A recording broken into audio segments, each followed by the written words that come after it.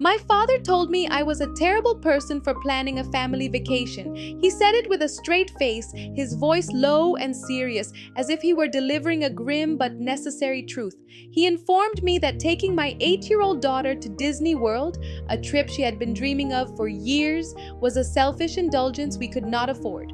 Why? Because my sister Olivia was once again drowning in a sea of her own making. In that moment, looking into the eyes of the man who was supposed to champion me, I finally found the courage to detonate the world I had always known. I said, my responsibility is to my own family. He sees me as a betrayer. My mother sees me as cruel. My sister is convinced I am a monster, but they are all wrong. I am just a woman who finally chose the family I was building over the one that was systematically dismantling me. For as long as I can remember, our family dynamic revolved around a single chaotic star, my sister, Olivia. We were her solar system, and our only purpose was to orbit her constant drama. Growing up in our comfortable Boston suburb, she was the tempestuous artist, the brilliant but deeply flawed prodigy. Every emotional outburst was a testament to her creative spirit. Every spectacular failure just another chapter in the saga of a free soul too special for the drudgery of ordinary life. I was her polar opposite. I was Amelia, the quiet one, the reliable one. The one who earned a full ride to Boston College because our parents' finances were always entangled in Olivia's latest project. I was the one who worked through college, who planned, who saved, who built a life with my husband Michael, one carefully placed responsible brick at a time. My success was never a source of pride for my father, Edward. To him, my stability was simply evidence of a surplus that, in his mind, morally belonged to Olivia. So, when he called me over to the family home on a dreary Sunday afternoon, the air heavy with the scent of old books and unspoken resentments, I knew exactly what was coming. I was being summoned to the stage for a command performance. He was seated in his worn leather armchair, the one he always held court from. He motioned me to the couch, a vast expanse of patterned fabric separating us like a moat. He began with a long theatrical sigh, the familiar overture to a song I knew by heart. And then the curtain rose. Olivia was in trouble, big trouble. The specifics had changed, but the music was the same. She had abandoned a perfectly good job in graphic design, a position I had leveraged my own professional network to secure for her. She had walked out, she claimed, because the corporate environment was stifling her authenticity. What she failed to mention, and what I later discovered from a contact at the firm, was that she had been on the verge of being fired for chronic lateness and billing clients for work she never completed.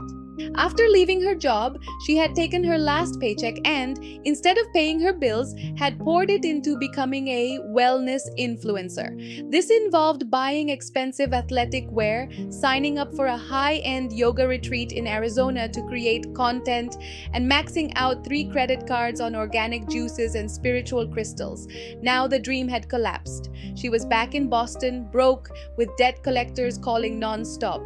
Her landlord was threatening eviction from her overpriced Beacon Hill apartment, and as always, she had run to our father, weeping, painting a tragic picture of a visionary artist being crushed by the callous materialistic world.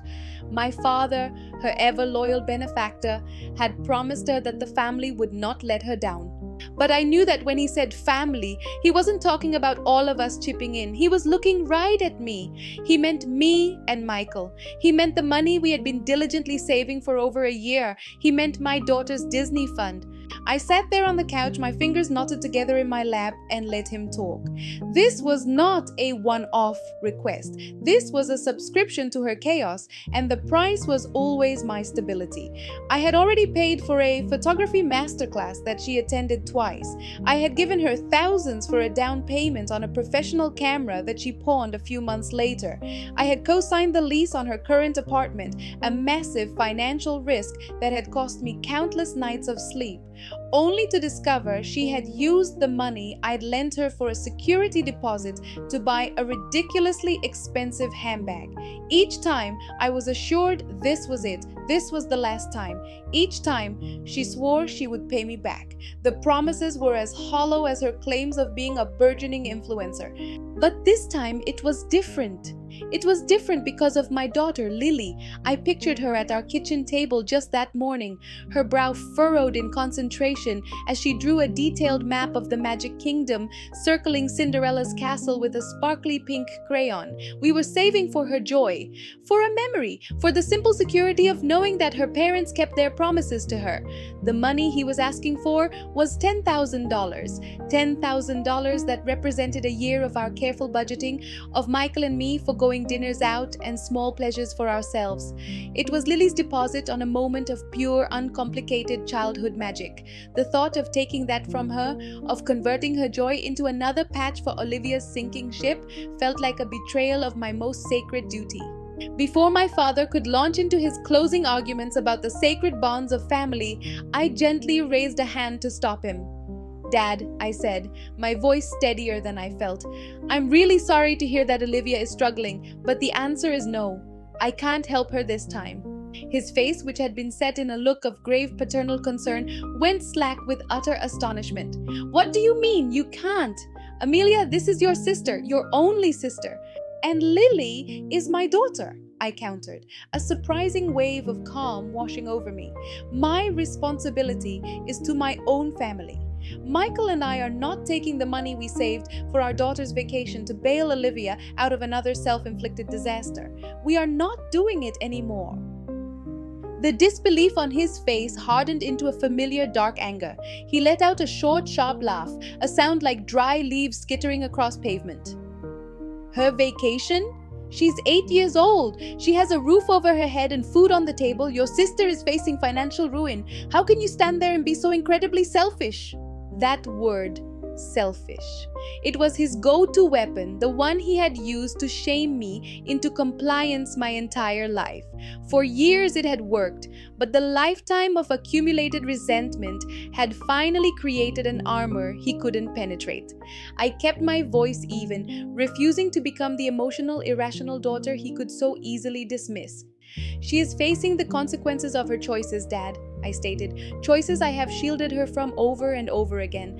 I have given her money, I have given her housing, I have given her career opportunities, and every single time she has squandered it and learned nothing except that I will always be there to clean up her mess. To keep doing that isn't helping her, it's enabling her to destroy herself."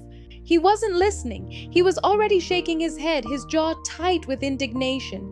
The history, the patterns, the broken promises, it was all just noise to him. All that mattered was Olivia's immediate comfort. He accused me of being cold, of letting my husband poison my mind against my own blood, of having a heart of stone. And then he reached for the ultimate weapon, the one he had kept in his arsenal for just this kind of rebellion. "If you are choosing this new life you've built over the family that raised you," he said, his voice dropping to a low, menacing register, "then you are choosing to no longer be a part of this family." Those words were designed to break me, and the younger Amelia would have been shattered. She would have cried, pleaded, and written the check just to be allowed back into the fold.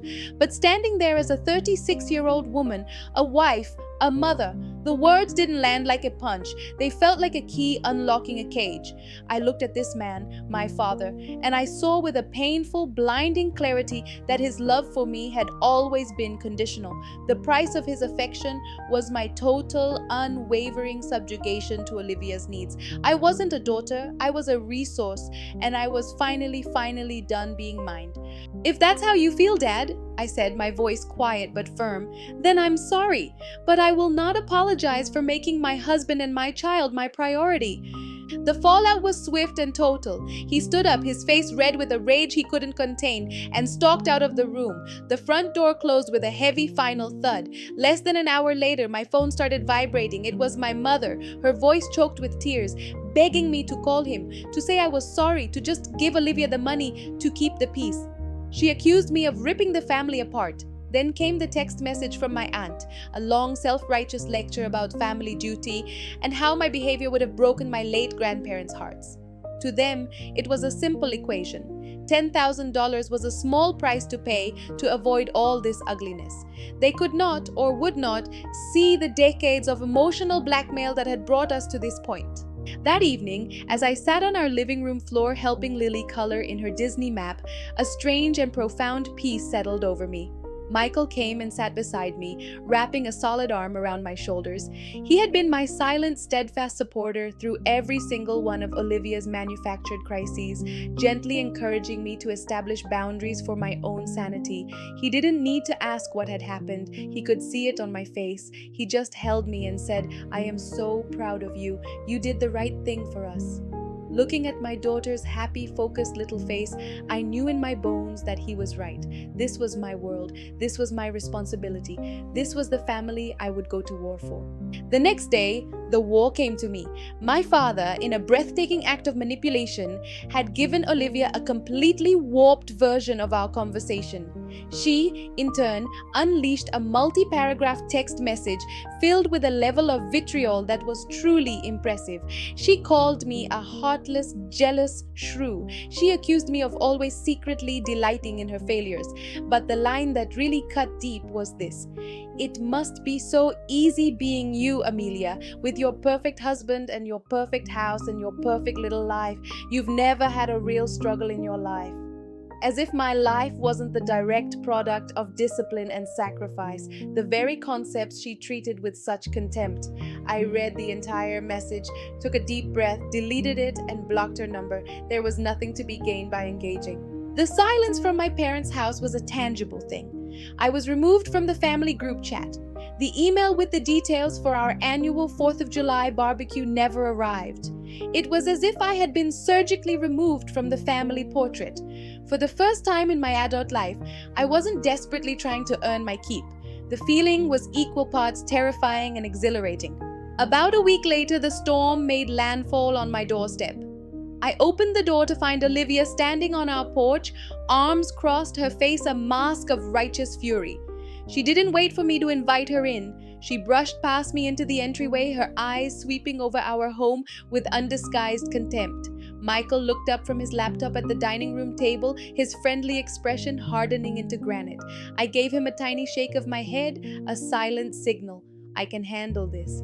"I honestly cannot believe the person you've become," she started, her voice trembling with well-rehearsed indignation. "Dad always said family takes care of family no matter what, but I guess for you that's just a nice thing to say, isn't it, Saint Amelia?" She gestured around our living room. "Look at you, everything so perfect, so neat, while your own sister, your flesh and blood, is about to be homeless. Does that make you feel powerful?" I let her vent. I let her fire every single bullet of blame she had loaded into her chamber. When she finally paused to take a breath, I spoke, my voice carefully neutral. "I have spent a significant portion of my adult life thinking about you, Olivia," I said. "I thought about you every time I transferred money into your account. I thought about you every time I lied to Michael about how much I'd given you. I have dedicated years of my life and a small fortune to thinking about you. But now I am thinking about Lily. I am thinking about my husband. I am no longer your emergency plan. I am not the solution to your problems." I reminded her of the last time, the co-signed lease, the promises she'd made to get her finances in order and start therapy, promises that evaporated the moment the immediate crisis was over. This was not the reaction she had anticipated. "Oh, here we go!" she screeched, her voice climbing. "The official record keeper. You always loved this part, didn't you? Getting to look down on me from your perfect little pedestal so you could play the martyr." She started to list grievances from our teenage years, twisting long-forgotten squabbles into evidence of a lifelong conspiracy against her.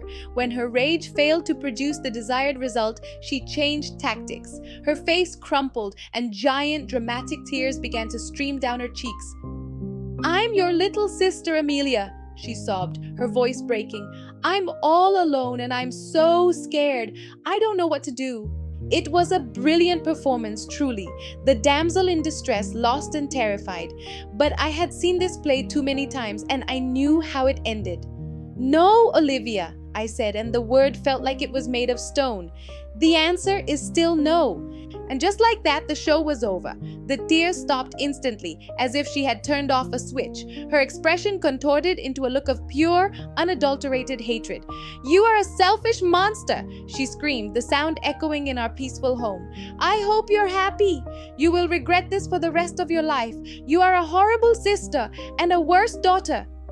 She spat the words, an ugly echo of our father's sentiments. Then she spun around, yanked the door open, and slammed it so hard that a framed picture of Lily on the entryway table crashed to the floor.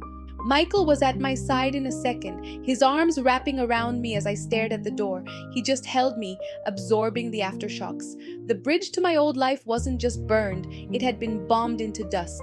That night, my father called one last time. His voice was cold, clipped, and devoid of any emotion. He didn't ask how I was. He didn't mention Olivia's visit. He just said, "Your sister lost her apartment. She's moving in here with your mother and me. She's hit rock bottom. This is your final chance to do the right thing, Amelia."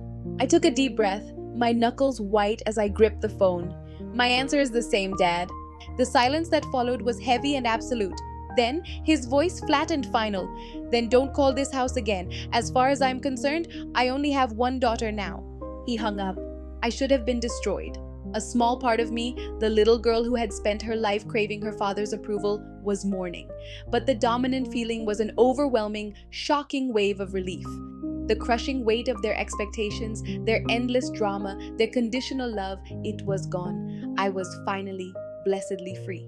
That was 6 months ago. I haven't spoken to my father since that day. I heard through a cousin that Olivia's stay with my parents is exactly as you would expect. She treats their home like a 5-star hotel with free room service, contributing nothing and showing no signs of changing. My mother calls me every few weeks, her voice perpetually sad, whispering the same tired mantra. "Just apologize, Amelia. Life is too short. Please, just make things right with the family." But I have nothing to apologize for. Making things right for them always meant making everything wrong for me and for the family I am actually sworn to protect. My real family isn't the one that demands my constant sacrifice. It's the one I come home to every night. It's Michael making me laugh as we wash the dinner dishes. It's Lily explaining the very serious and complicated rules of a game she made up. It's the quiet, steady, beautiful rhythm of a life built on mutual respect and a love that comes with no strings attached. When I look at my daughter now, I don't see a luxury I'm withholding. I see my purpose. I see our shared future. We went to Disney World last month, and as I watched her face light up with pure wonder during the fireworks show over the castle, I knew. I didn't abandon my family, I saved mine. And for that, I will never be sorry.